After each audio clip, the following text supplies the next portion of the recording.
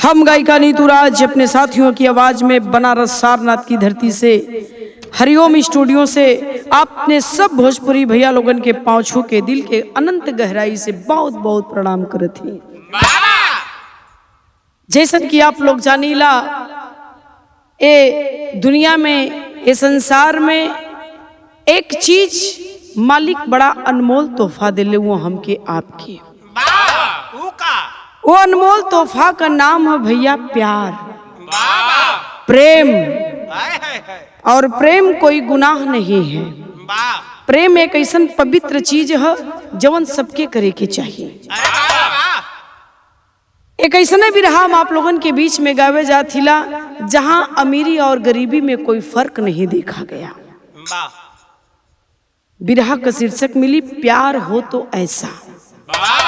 प्यार तो सब ही करत है, आए दिन रोज प्यार करत हो लड़का लड़की, लेकिन कैसन प्यार करे के चाहिए, प्यार कैसन होवे के चाहिए, यह हम बतावे चलत हिला। भूमिका में 4 लाइन कवि जी भाव लिखले हो मास्टर साहब।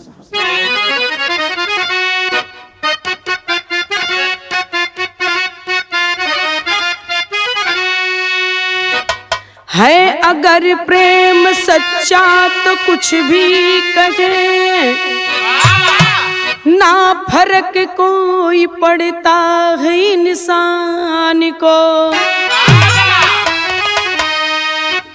यार को अपने दिल में बिठाए हुए, यार हमने भी देखा है भगवान को। श्याम का नाम राधा बिना है अधूरा, ये कहता मिला है समूचा जमाना। तो प्रेम श्रद्धा भी है, प्रेम ईश्वर भी है। जो किया है सिया राम सब कुछ है जाना।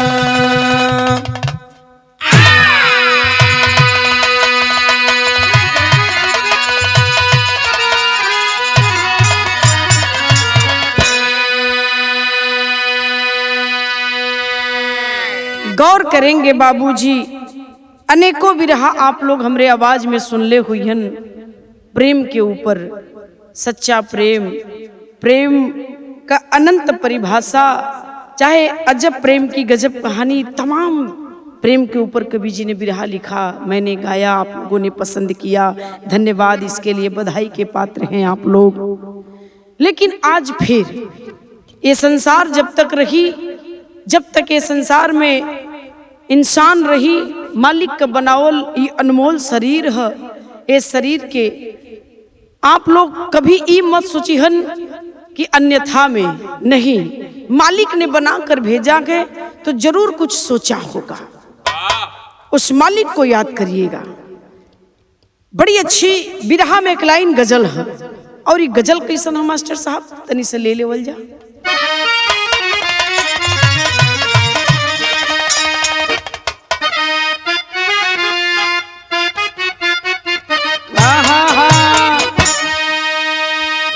अरे जिंदगी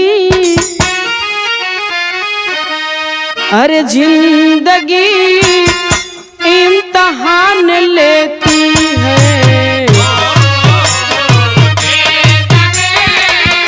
इम्तहान लेती है।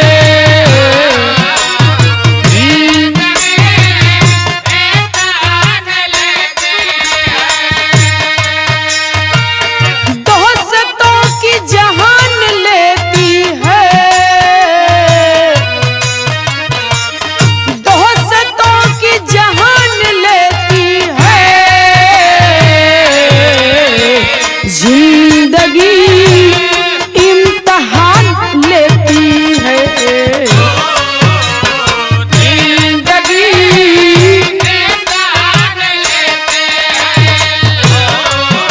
वाह।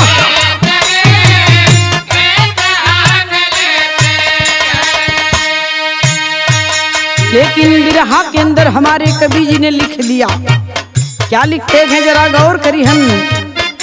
अरे प्यार जो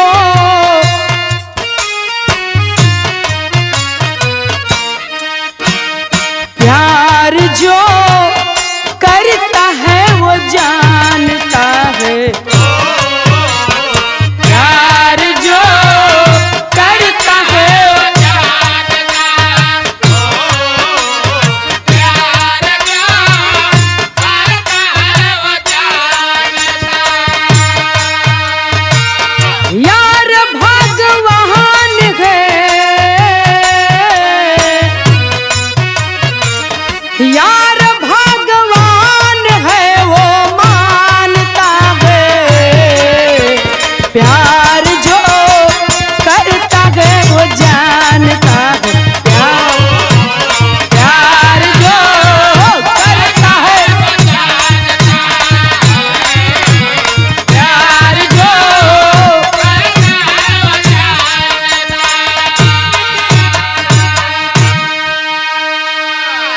प्यार जो करता है वो जानता है, यार भगवान है मानता है। यार में ही ओके भगवान नजर आवे लगलन, और जब यार भगवान नजर आने लगे तो समझ लीजिएगा कि सच्चा प्रेम हो गया है।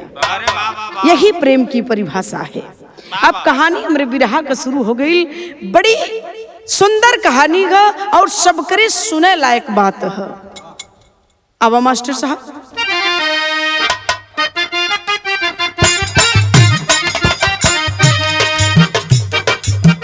कहानी प्यार की सुनी बहुत जमाने में, मगर न ऐसी जो बता रही हूँ गाने में। जिला एटा में एक अशोक जी धनवान रहे, चार भट्ठा थे उनके भारी वो किसान रहे। पत्नी बीड़ा से एक बेटी एक ही लाल रहा, बिटेक करके करता जाप वो बदहाल रहा। बुलाकर बेटे को एक भट्ठा दे चेताए हैं, संभालो अच्छे से ये बेस्ट है बताए हैं।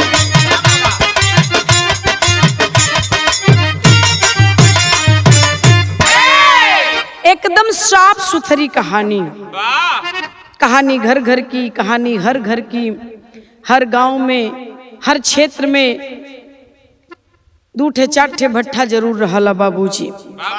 जो ना भट्ठा पर ईटा पथाला, जो ना ईटा से घर मकान बनला, लोगन के नींव पड़ेले मकान बनला। एक ऐसा कहानी मिलल एटा जिला से, उत्तर प्रदेश के एटा जिला में रहे वाला जेकर नाम रहल अशोक। अशोक जी बहुत धनवान रहलन, बड़ा विद्वान रहलन, लोगन में अच्छी खासी पहचान रहल और बड़ा सुलझल व्यक्ति रहलन। जेकरे पत्नी का नाम बीड़ा बतावल गईल। एक बेटवा और एक बिटिया अशोक जी के। बेटवा बीटेक कई के बाहर नौकरी करत रहलन। अब बहुत अच्छी खासी तनख्वाह ना रहल, 20-25 हजार रुपया पे नौकरी करत रहलन, बीटेक कैले रहलन।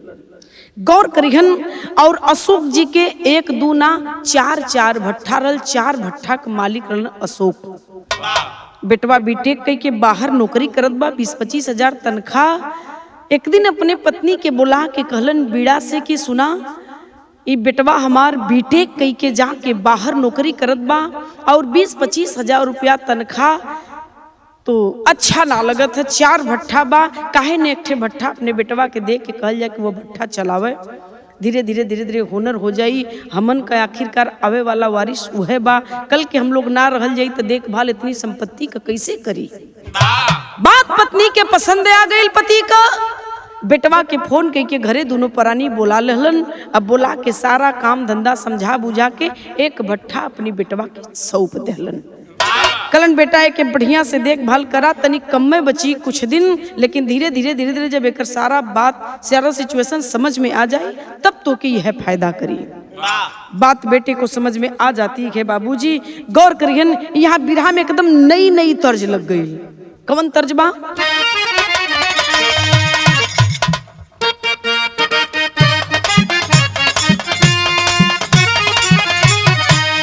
यह गीत बा जवन इस समय बड़ा हल्ला मचौले बा। स्त्री 2 का गीत का लाइन हम मास्टर साहब पवन सिंह गौले हुआ। झूठी खाई थी कसम जो निभाई नहीं,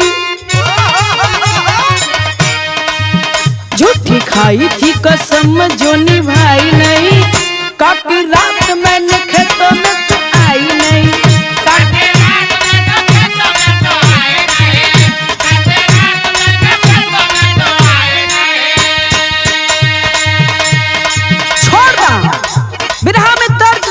भाव लगल का लिखल गयल? हर्ष कर देख भाल मन लाई नहीं,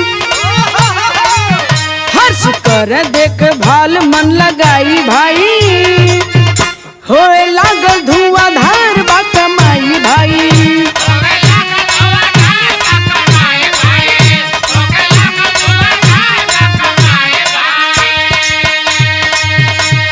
बढ़ा दूने दून खुश बाबू माई,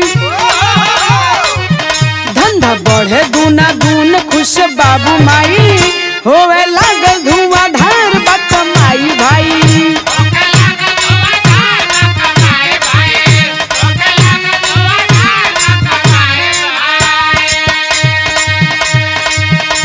आखिरकार भट्ठा चलावे लगलन अशोक जी का बेटवा हर्ष। भट्ठा चलाने लगा, जो बाप ने दिया था चलाने के लिए भट्ठा चलावे लगल, बढ़िया चले लगल, बढ़िया पैसा आवे लगल। तब फिर कभी जी लिखत हुआ का भेल मास्टर साहब? बीता समय कुछ एक दिन सवेरे,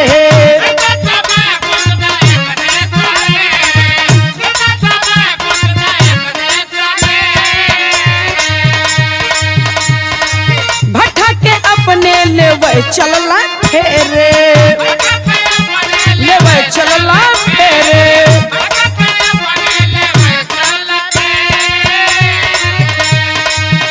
देख अचरज कहल कहाई नहीं, देख अचरज कहल कहाई नहीं, होवे लागल धुआंधार बा कमाई भाई।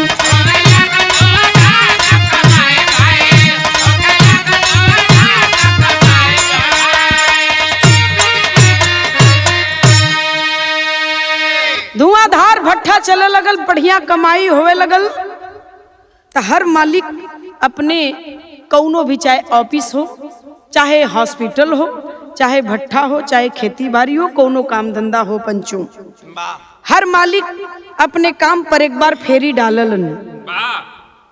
हर सवेरे का टाइम बा, भट्ठा पे अइलन, घर से नाश्ता पानी कई के आ करके अपने भट्ठा पर जब पहुंचलन, अपने ऑफिस पे गईलन, वहां से 2-4 मिनट आधा घंटा कुछ काम रहल कैले के बाद अपने भट्ठा का फेरी लगाओ बदे निकल गईलन। अब जब भट्ठा का फेरी लगाओ बदे निकल हुवन तो वही दिन का बात बा। का भैल है मास्टर साहब, तर्ज बदल जाई बिरहा में। गाड़ी गाड़ी जाए हो गाड़ी गाड़ी जाए, अरे हथवा में कलमिया गाड़ी गाड़ी जाए।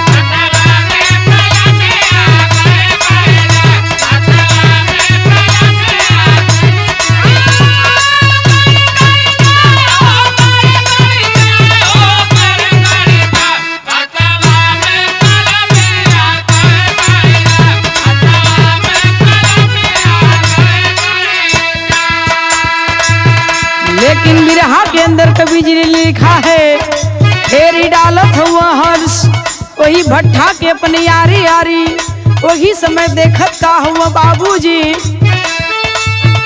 अरे लड़ी लड़ी जाए हो लड़ी लड़ी जाए रे खासे नजरिया, लड़ी लड़ी जाए नजरिया, लड़ी लड़ी जाए।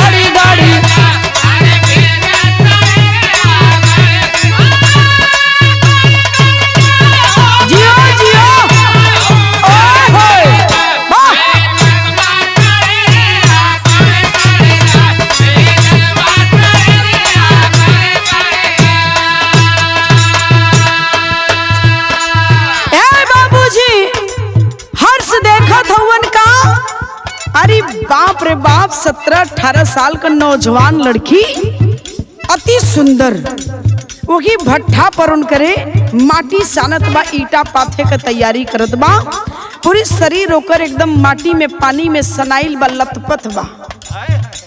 पड़ गई हर्ष का नजर, नौजवान लड़का हर्ष 18 साल 17 साल का लड़की जब ओकरी पर नजर पड़ल बा तो नजरिए रुक गईले, एक टक ताके लगलन, पलकिए ना झपकत बा। कैले है वो लड़की का कैलस मास्टर, अरे देखता तुरंत ओढ़नी उठावली उठावली,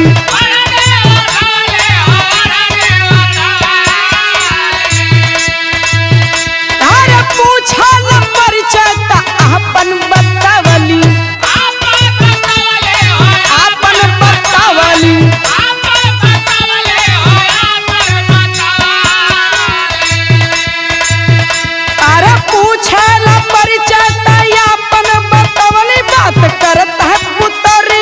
चढ़ी चढ़ी जाए।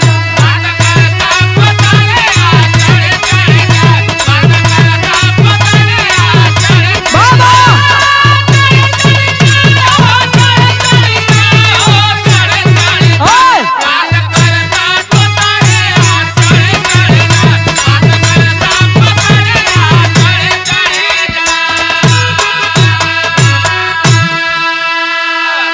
जैसे कोनो लड़का कोनो लड़की के ताके लगलन तो लड़की तुरंत अपन दुपट्टा से अपन शरीर का अंग तोपे लगेली।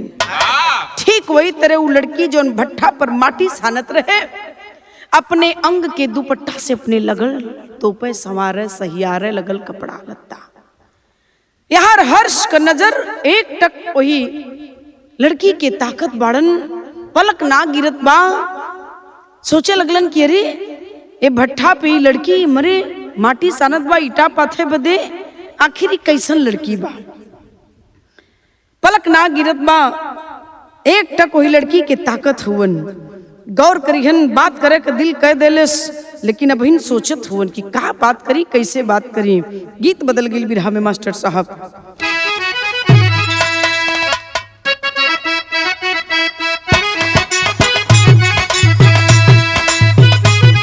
है गीत बा गुरही जलेबिया,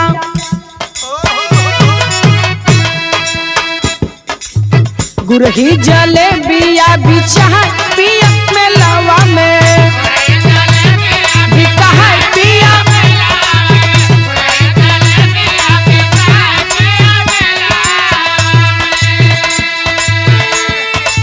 ले ले गरम छनात होई तेलवा में, ले ले गरम छनात होई तेलवा में, गुरही जलेबी बिछा पिया में लावा में।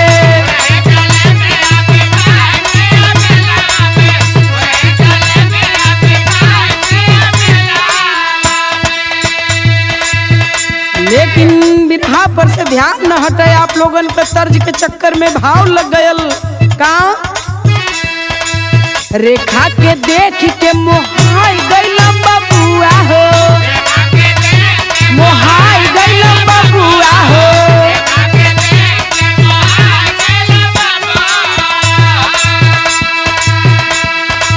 योग्यता सुनी कठुआई गइला बबुआ हो, योग्यता सुनी कठुआई गइला बबुआ हो, रेखा के देख के मोहाई गइला बबुआ हो।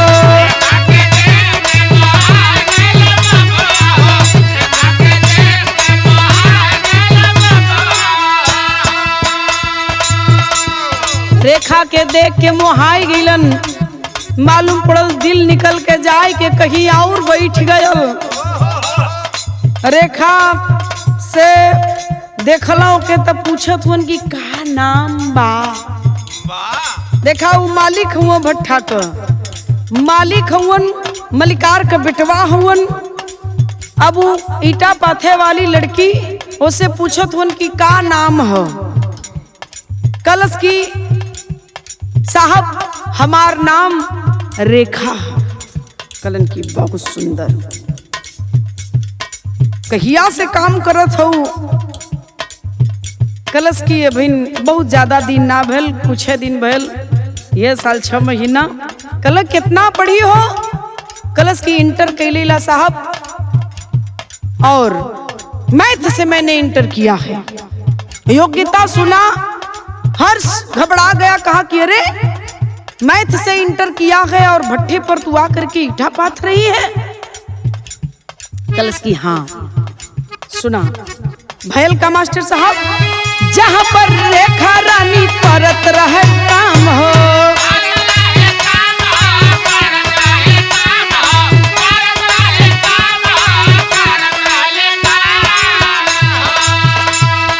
बेरी बेरी फेरी उ लगाव सुबह शाम हो।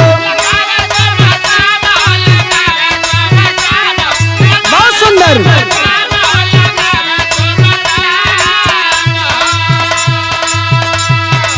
देखा एक दिन उधराई गइला बबुआ, देखा एक दिन अब धराई गइला बबुआ, योग्यता सुन कटुआई गइला बबुआ।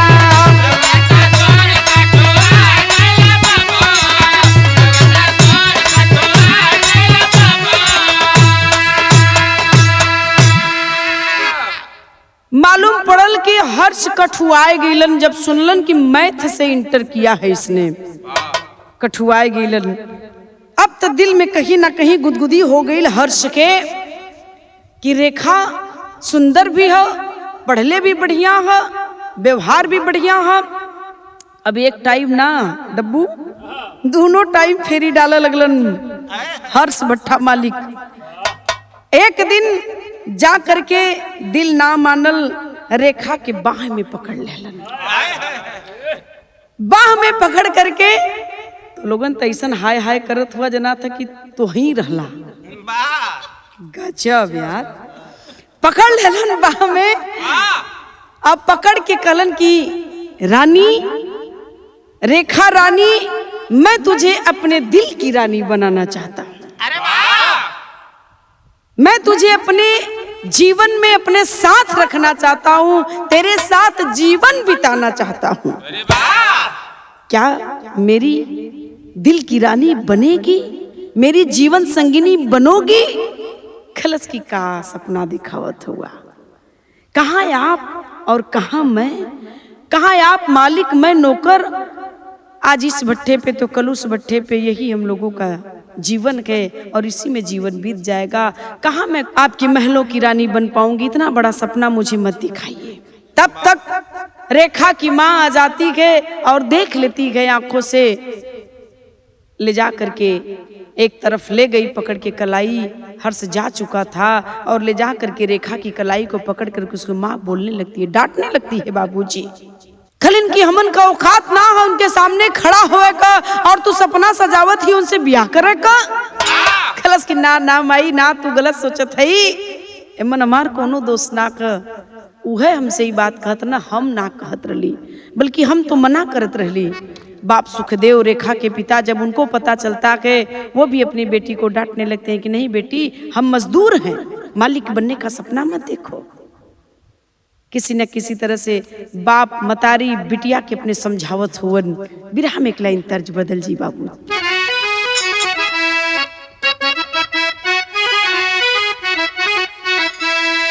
यह गीत लाइन बा, कचौड़ी गली सोहन कैला बलमु,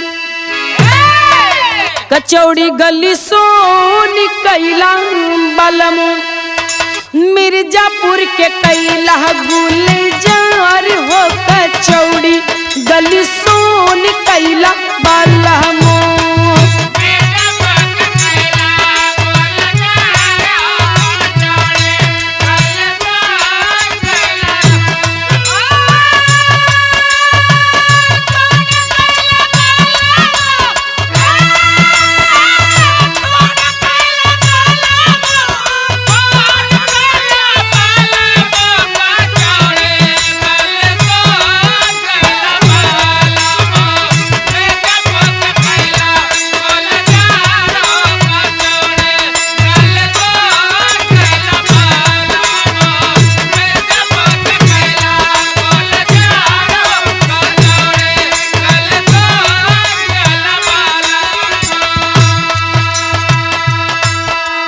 लेकिन रात का वक्त है बाबूजी, गौर करिहन वही रात भयल का है। माई बिटिया के समझवाली,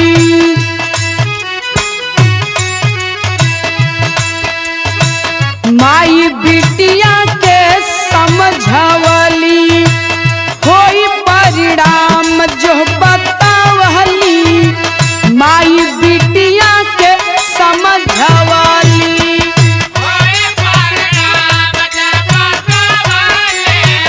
माई बिटिया के समझवाली।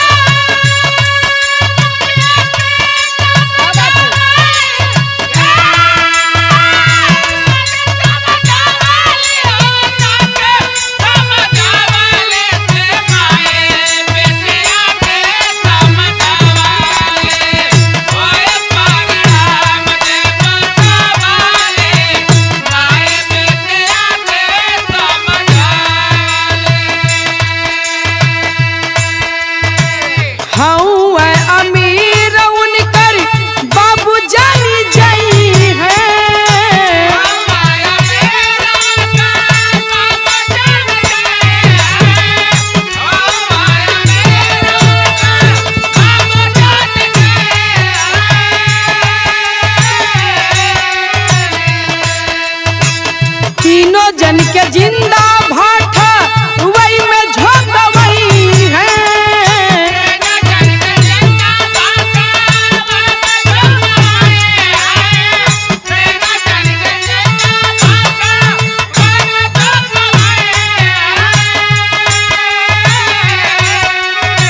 माई बिटिया के समझवली। खलिन की देख बिटिया, अगर उनकर बाबू जान जाई हैं तो तीनों जने के तोरे बाप के हमके अतो के तीनों जने के जिंदे भट्ठवा में झोंकवा के भुजवा दी है। हाथ जोड़ थी बिटिया, आज के बाद कबो मलिकार से रुख मत मिलैया, देख लिया कि आवत हो तो रास्ता बदल दिया, उनके सामने मत पड़िया, अगर हमन का खैरियत चाहत हो तब। गौर करिहन, माँ बाप के समझाने पर रेखा तो मान जाती है। पहले देखा 2 दिन भट्ठा पर गई न कईल, और जब ना गई तो हर्ष पागल हो गईलन, रेखा के देखे बदे बेचैन हो गईलन। रेखा को ताकता के चारों तरफ नजर घुमाता के, लेकिन कहीं इर्द गिर्द भट्ठे पर नहीं पाता है। जब ना पोलस तब पगलाए लगल। यहाँ 2-3 दिन के बाद रेखा जब भट्ठा पर गई है ईटा पाथे बदे, हर्ष देखलन, जाके पकड़ ललन, कलन कह रहा पगली 2 दिन तक मैं तुझे नहीं देखा, तुझे पता है कि मेरी हालत क्या थी, मैं मर जाऊंगा अगर तुझे नहीं देखूंगा तो। कलश की छोड़ दा, कलाई हमार छोड़ दा। अब भलाई इतने में कि तू आप अपने रास्ते हम अपने रास्ते, नहीं तुम यहाँ से कहीं और चल जा। खलन की पागल हो गई हो, सच्चा प्रेम करता हूँ और तुझसे शादी करके तेरे साथ पूरा जीवन बिताना चाहता हूँ। मैं वो नगी हूँ जो आज प्यार किया और कल छोड़ दिया इस्तेमाल करने के बाद। नहीं रेखा, नहीं, मैं वो हर्ष हूँ, तुझसे शादी करूंगा, तेरे साथ पूरी जिंदगी बिताना चाहता हूँ। कहले का मतलब कलाई पकड़ के, हाथ पकड़ के कलन की सच्चा प्रेम करीला, तोरे बिना ना जी पाई। जब इतनी बात कह दलन तब गौर करिहन बाबूजी, बिरहा में टेरी लग जाई मास्टर। अरे रेखा ना हमारी तारा बतिया, अरे रेखा ना हमारी तारा बतिया, सच्चा प्यार बतों से अजमा के तू देखा देखा देखा देखा। काला सच्चा प्यार बतों से अजमा के तू देखा, रेखा ना हमारी तारा बतिया। सच्चा प्यार करी ला, अजमावल चाहत है तो अजमा ले। का करी कि तो के भरोसा हो जाई, हमारे पर विश्वास हो जाई। बोलू है कह के दिखा दे। खलस के रे बाप रे बाप, इतना बड़ा फैसला ले लेला अकेले, हमसे ना पूछला कि हम का चाहत है। कलन की का चाहत हो? कलश की हमार पीछा छोड़ दा, हमार पीछा छोड़े का लेबा। अरे कहाँ तू कहाँ हम, कहाँ तू राजा रजवाड़ा, कहाँ हम भिखारी। हमार तोहार कोनो मेल है? 19-20 रहत त चलत, यहाँ तक 20 का अंतर है। हम 1 है तू 20 हुआ, कोई मेल ना है। सरकार हमार रास्ता छोड़ दा, हम गरीब आदमी, हमें जिए खायदा। कलन कतई ना। बात धीरे धीरे धीरे धीरे खुलासा होए लगल। भैल का मास्टर बिरहा में तर्ज बदल जाई।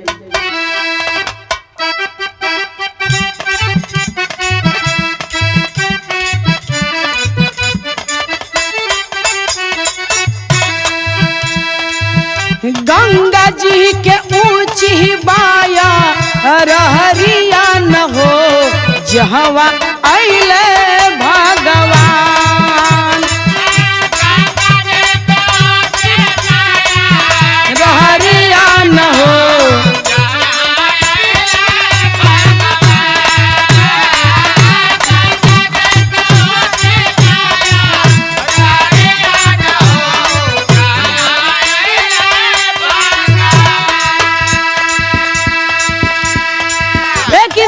कहले हैं का कहले हैं मास्टर साहब? कहली रेखा देखा पूछ के घरवा न हो, सहारा उतरी बुखार।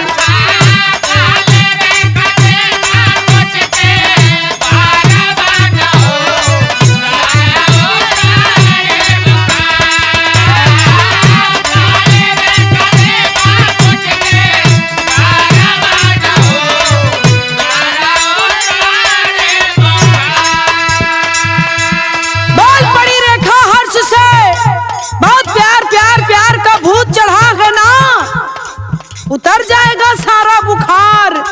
जाइए और जाकर के अपने पापा से कह दीजिए कि मेरे भट्ठा पर ईटा पाथने वाली लड़की रेखा, मैं प्यार करता हूँ, शादी करना चाहता हूँ। है हिम्मत तो जाइए।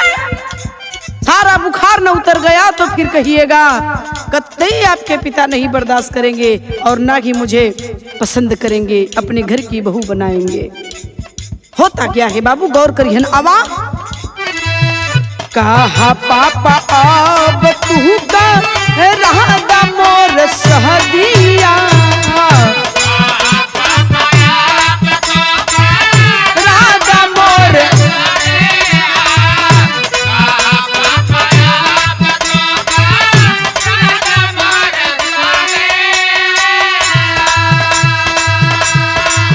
सोचल अशोक सहजो लागी जा हर हदिया, लागी जा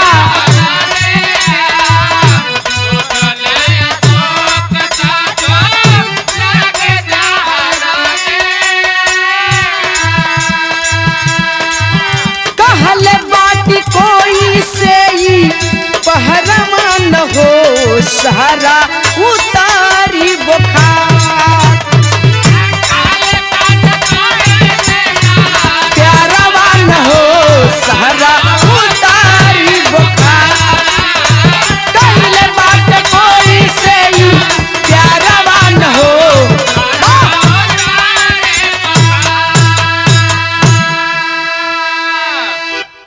कलन की हर्ष की सुनो रेखा यही चाहती हो ना कि मैं जाकर अपने बाप को सब कुछ सच सच बता दूं। कलश की हाँ, अगर वह स्वीकार कर लेंगे हर्ष तो मैं तुमसे शादी करने के लिए तैयार हूं। भला कौन तुम्हारी पत्नी बनने के लिए तैयार नहीं होगा? कौन नहीं चाहेगा कि तुम्हारे घर की मैं बहू बनूं? हर्ष कहने की ठीक है, गई ना घरे जाके कलन की पापा मैं विवाह करने योग्य अगर हो गया हूं तो मेरा विवाह कर दीजिए। अशोक कलन के अरे पहली बार तुम तैयार हुए हो, मैं तो कब से इस दिन का इंतजार कर रहा हूँ बेटा कि कब तुम शादी करोगे। कई बार मैंने तुमसे कहा और तुमने टाल दिया, और आज तुम अपने मुंह से कह रहे हो कि पापा मेरी शादी कर दीजिए। तो वाह, बहुत बढ़िया बात है। अपनी पत्नी के बोलोलन कि बीड़ा बीड़ा जल्दी आओ, हमारा बेटा शादी करने के लिए तैयार हो गया है। दौड़ल दौड़ल इन्हीं कनी अरे हमार बेटवा बियाह करे बदे तैयार कलन की हाँ मम्मी मैं शादी करना चाहता हूँ। बीड़ा कलिन की वाह बहुत अच्छा बेटा, लड़की देखल जा कलन नहीं कहे कल लड़की हम देख चुकल ही। अशोक समझ गईलन कि बेटा का हमरे कहीं प्यार का चक्कर पा। कलन की वाह बेटा कोई है लड़की तुम्हारी नजर में तुम्हारे पसंद की तो उसी से तुम्हारी शादी कर देंगे। कौन है? कलन की पापा है एक लड़की, अति सुंदर है, पढ़ी लिखी है और सभ्य है, मैं उसी से प्यार करता हूँ और उसी से शादी करना चाहता हूँ। कलन की वाह वाह, कौन लड़की है, कहाँ की है, कैसी है? कलन की पापा है अपने बगल में ही है, पढ़ी लिखी है और इंटर किया है उसने, मैथ से, सुशील है, सुंदर है, प्रेम करता है। कलन की वो प्रेम करेला तो बिल्कुल तुहार शादी वही सोए चाहिए, लेकिन बतावा के है? गौर करिहन, बिरहा में पहपट लग जाई मास्टर साहब का।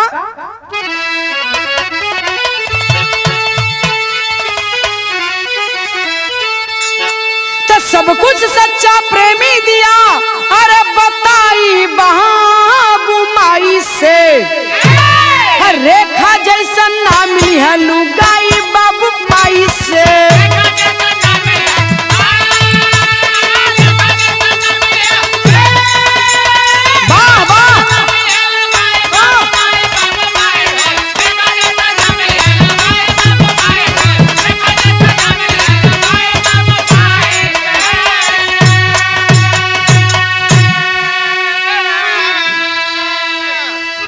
सुनत बचन माई मुरझैली, बाबूजी सब कुछ चाहे हो। अब मुंशी भेज के भट्ठा पर से सुखू को बुलवाए हो। चरण पकड़ी नमस्ते कैली आई बाबू माई से। सुखू रनो रो रो देते दोहाई बाबू माई से। हेल गई भैंस गईरा रे पानी में हो भैया। अब देखा अपने बेटवा का बात सुन के दोनों प्राणी बड़ा खुश होवन की जौन बेटवा हमार शादी करे के इतना दिन से मन सिफारिश करत रही ना करत रहलन, आज वो हमार बेटवा शादी करे बदे अपने से आई के कहत हुआ।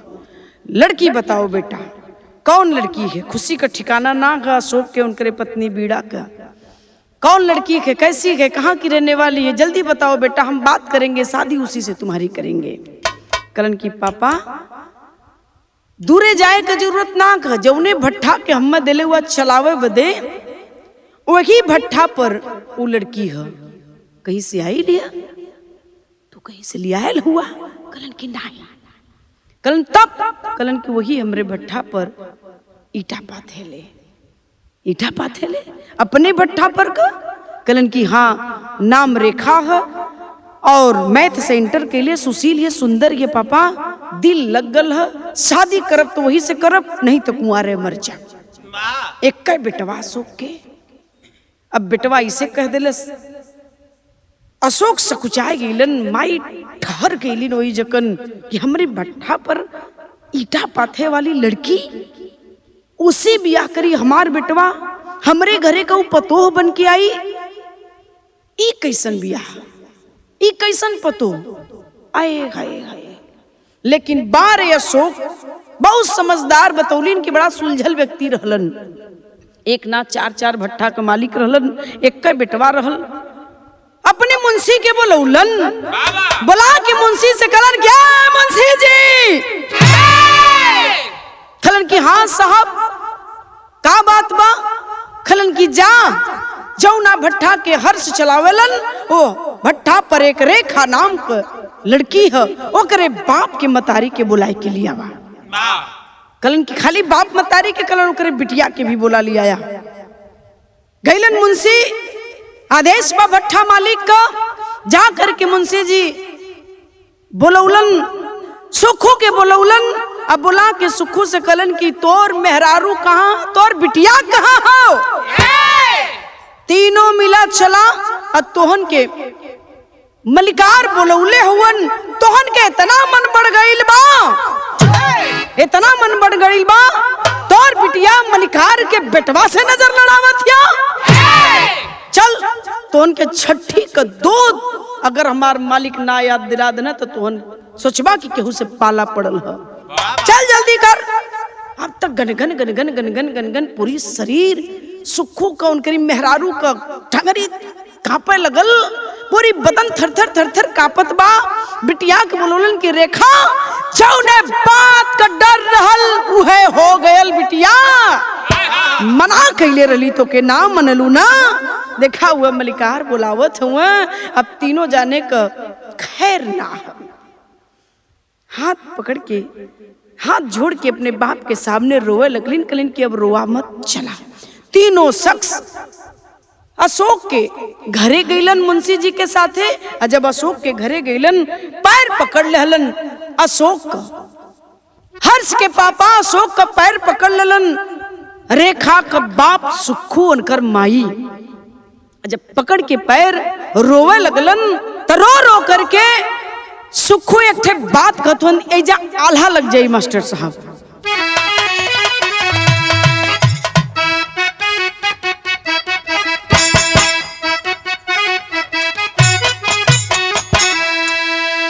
अरे सुख देव रन्नो दूनो रोव धई चरनिया बाबू,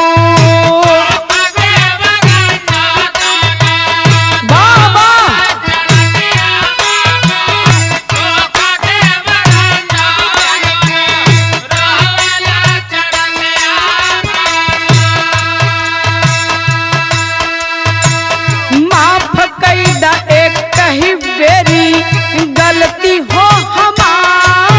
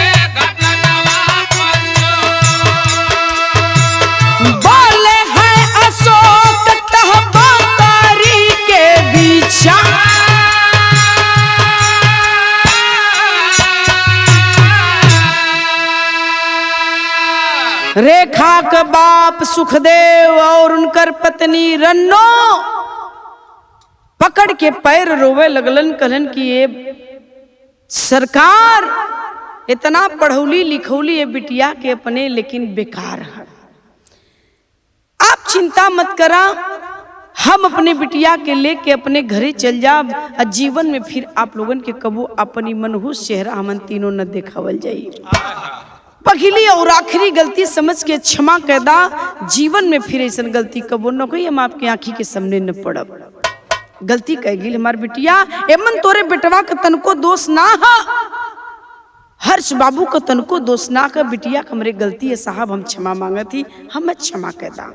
अशोक हर्ष का बाप भट्ठा मलिकार रहलन, जवन 4-4 भट्ठा का मालिक, कई बीघा जमीन का मालिक, पकड़ के उठा लेलन और उठा के सीने से लगा लेलन सुखदेव के, रेखा के बाप के।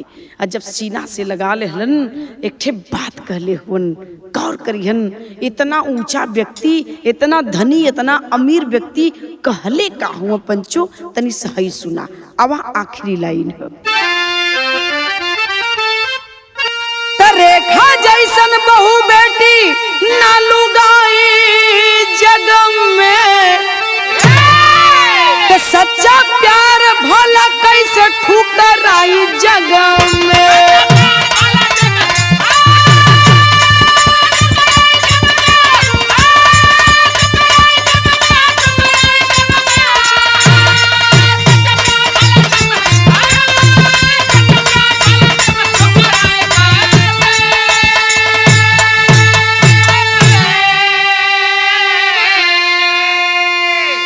उठा लेहलन, गले से लगा लेहलन, खलन की दोनों सच्चा प्रेम करलन।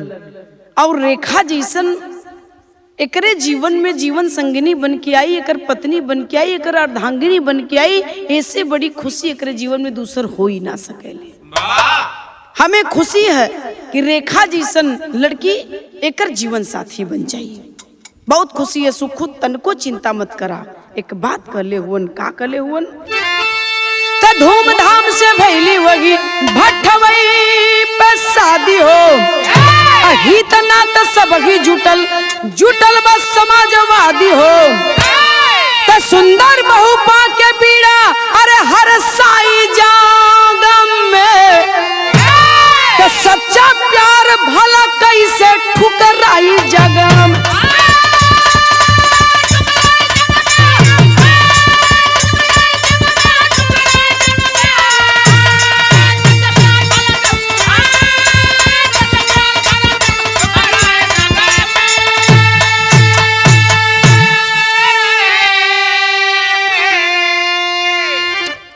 ए भैया बहुत खुश हुआ अशोक, खुशी का कोनो ठिकाना ना है। बीड़ा खुश हो गई कि जायदा ऐसा लड़की हम खोजित तो शायद ना पाई, लड़का हमार पसंद कैले है, लड़की खराब ना होलिन।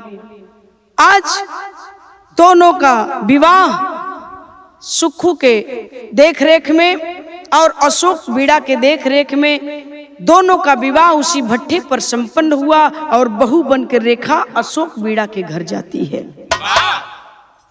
ये बिरहा से एक संदेश है समाज में आप लोगन के जरूर मिली कि ऊंच नीच, जात बिरादरी, अमीर गरीब ये मायने ना रखला। मायने रखता है कि दो व्यक्ति अगर आपस में अपार प्रेम करते हैं तो उन दोनों का विवाह कर देना चाहिए। जैसा कि मिसाल दिया अशोक जी ने अपने बेटा हर्ष का विवाह रेखा से करके।